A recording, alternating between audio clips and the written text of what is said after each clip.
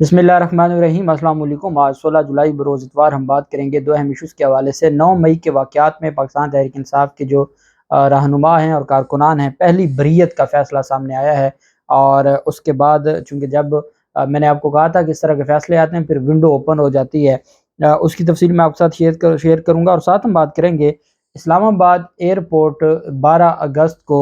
Outsource कर दिए जाने का इम्कान जो और इसके ऊपर बाकायदा तौर पर जो आज इजलास हुआ है उसके ऊपर भी हम बात करेंगे। इस्लामाबाद में एक नाखुशगवार और अफसोसनाक वाक़या पेश आया था। मारगला की जो हाइकिंग ट्रैक है उस ट्रैक पर ही एक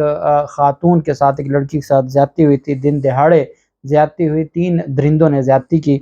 उस केस में भी अहम पेशरफ्त सामने आई है, उसके ऊपर भी हम बात करेंगे। इस वक्त जो अवाम पाकिस्तान का सबसे बड़ा मसला है वो सस्ती चीज़ें ख़रीदना है। यूटिलिटी स्टोर्स आप जानते हैं कि हुकूमतों ने इसलिए बनाए थे कि वहाँ से सस्ती चीज़ें मिलेंगी, लेकिन वहाँ पर इतना ज़लील किया जा रहा है गरीब लोगों को, और इतनी लंबी लंबी लाइनें, और पूरा पूरा दिन लाइनों में लग के भी उनके हाथ कुछ नहीं आता।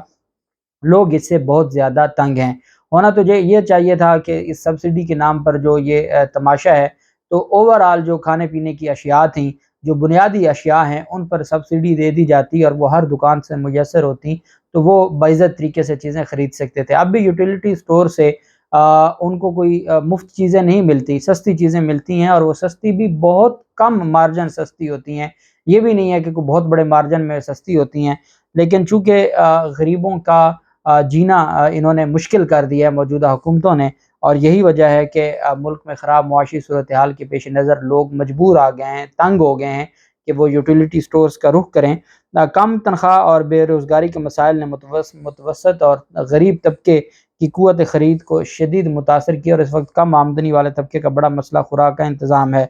आम करियाना दुकानों पर आटा, घी, तेल, दालें महंगी हैं। सस्ती और सब्सिडाइज अशिया की खरीदारी का अहम ज़रिया यूटिलिटी स्टोर्स हैं, जहाँ खुराक के हवाले से अहम चीज़ आटा है। आम मार्केट की निस्बत यूटिलिटी स्टोर पर आटे का 10 किलो वाला थैला 648 रुपए का, जो गरीब तबके के लिए एक नेमत है कि चूँकि बाहर तो आटा बहुत जो हो चुका है, महँगा हो चुका है, 3000 तक तो 20 किलो का थैला पहुँच गया है। अब इस पर शहरियों का ये कहना है कि गर्मी के मौसम में जहाँ बेशतर जो यूटिलिटी स्टोर है, वहाँ ना तो बाहर कोई साइबान लगाए जाते हैं और ना ही कोई ठंडा पानी का दस्तयाब होता है। यूटिलिटी स्टोरों की तादाद कम होने की वजह से पैदल या किराया खर्च करके शहरी जब वहाँ पहुँचते हैं शदीद गर्मी में, तो तवील कतारों में लगते हैं, लेकिन वहाँ उन तकालीफ को बर्दाश्त करने के बावजूद आटा और दीगर सस्ती चीज़ें नहीं मिल पाती रश की वजह से। शहरियों की जानिब से ये भी कहा गया है कि हम अपने मामूलात ज़िंदगी को छोड़कर सस्ती अशिया के लिए लाइनों में लगते हैं, ताकि ये सस्ती अशिया ख़रीद कर अपने अहल खाना के लिए खाने का इंतज़ाम कर सकें। जब अशिया नहीं मिलेंगी तो हुकूमती सब्सिडी का क्या फ़ायदा। शहरियों की अक्सर तादाद कतारों में धक्के खाने से बेहतर किराना की दुकानों से ख़रीदारी करने को मसले का हल समझती है। अब ये ज़िम्मेदारी बनती है जो हमारी हुकूमतें हैं उनकी, अगर वो बाकी मसाइल को और बाकी चीज़ों को के ऊपर वो रुकावट नहीं डाल सकते, या उनकी इतनी काबिलियत नहीं है कि वो मुल्क के मसाइल हल कर सकें, तो ये जो बेसिक चीज़ें हैं, अगर इसी पर काम कर लिया जाए, गरीब को खाना अगर मुयस्सर आ जाए, तो ये सबसे बड़ी नेमत होगी और ये सबसे बड़ा भला होगा। लेकिन हमारे यहाँ इन चीज़ों पर तवज्जो नहीं दी जाती। जो बुनियादी ज़रूरतें हैं आवाम की, उनके ऊपर तवज्जो नहीं दी जाती, और ये बड़ी बदकिस्मती है।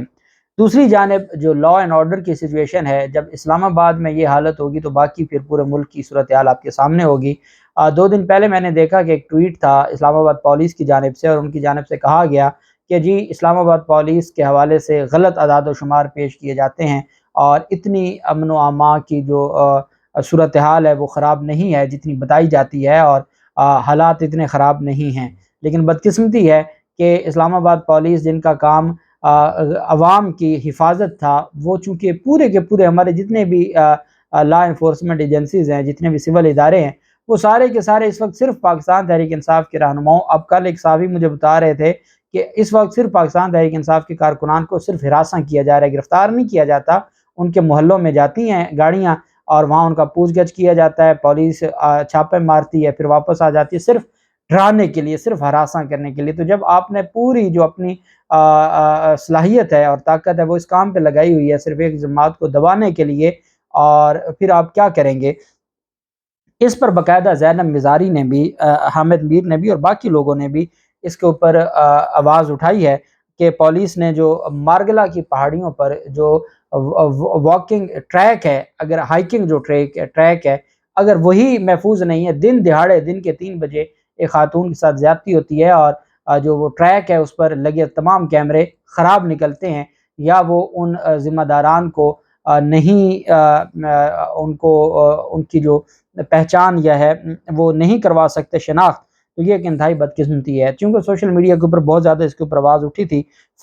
ضابطہ فوجداری کی سیکشن 376 کے تحت مقدمہ درج ہوا تھا۔ پولیس نے اب دعویٰ کیا ہے کہ ابتدائی میڈیکل میں خاتون کے ساتھ ریپ ثابت نہیں ہوا، خاتون کے جسم پر ریپ کے دوران مزاحمت یا جھاڑیوں کے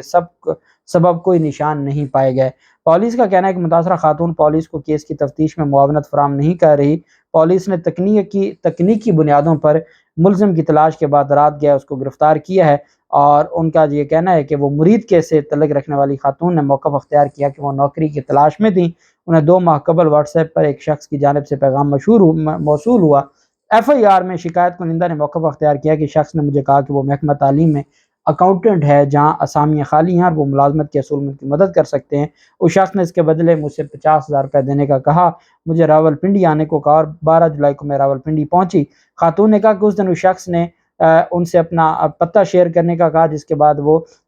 جو ٹینچ بھاٹا بس سٹاپ ہے وہاں پر ملے، وہاں انہوں نے اس شخص کو اپنی سی وی اور 30,000 روپے دیے اور مزید 20,000 روپے ملازمت کا تحریری آرڈر ملنے کے بعد دینے کا کہا۔ خاتون نے کہا کہ اس شخص نے ایک سینئر افسر سے ملنے کا کہا جو ملازمت کے لیے ان سے انٹرویو لیں گے۔ متاثرہ خاتون نے کہا کہ اس شخص نے مجھے بتایا کہ مجھ سے ملنے کے بعد افسر واقف ہوں گے اور بغیر کسی اعتراض کے دستیاب نوکری کے لیے آپ کو منتخب کریں گے۔ خاتون نے کہا کہ اس مقصد کے لیے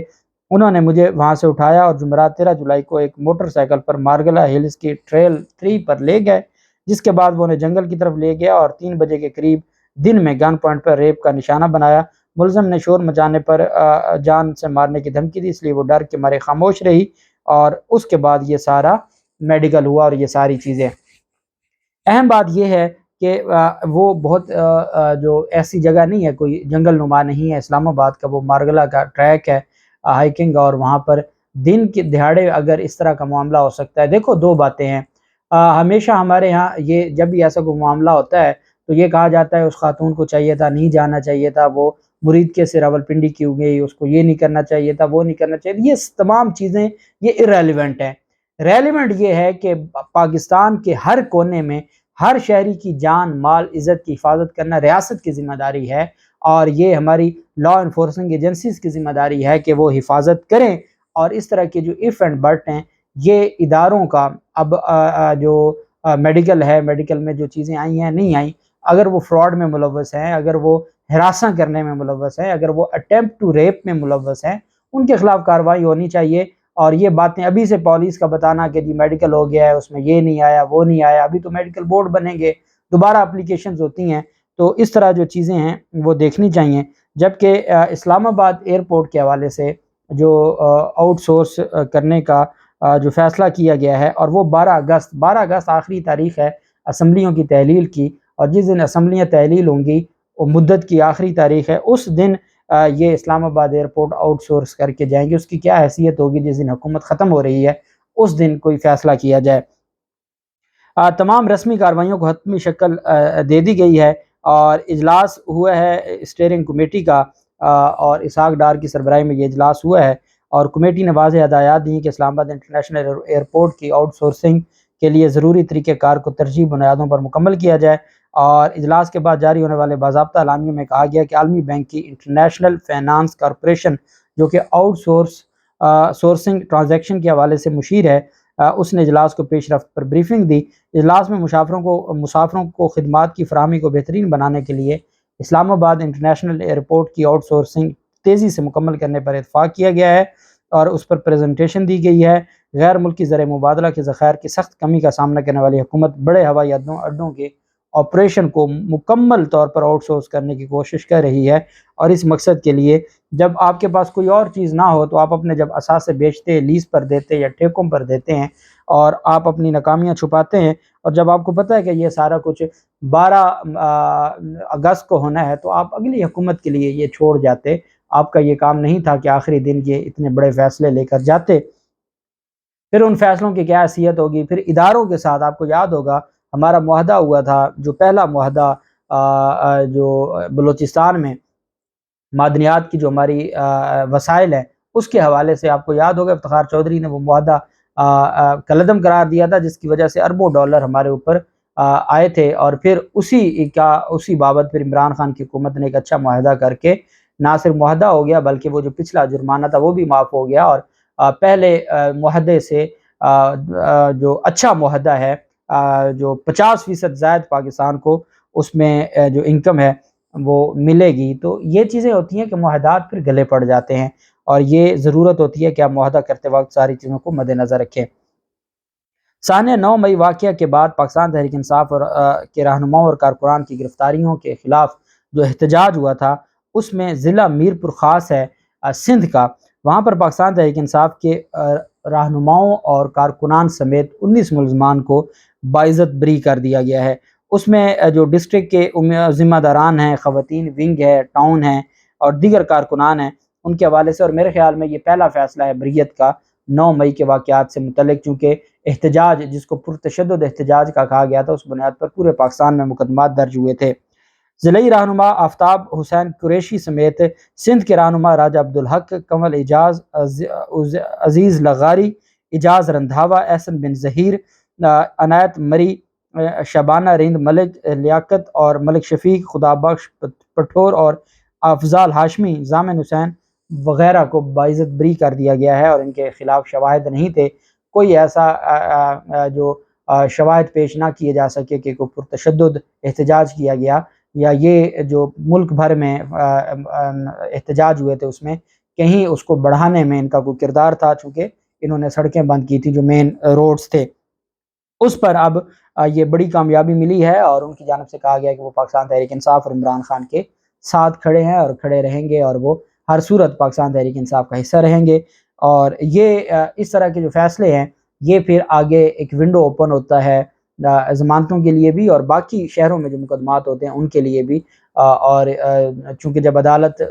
بریت کا فیصلہ دیتی ہے تو بڑا ڈیٹیل اس میں چیزوں کو مینشن کیا جاتا ہے۔ اب دیکھتے ہیں مزید کیسز میں بھی جو تفصیلات ہوں گی آپ کے ساتھ شیئر کرتے رہیں گے۔ اللہ پاک پاکستان کامیاب و ناصر ہو۔ بہت شکریہ۔ اللہ حافظ۔ پاکستان زندہ باد۔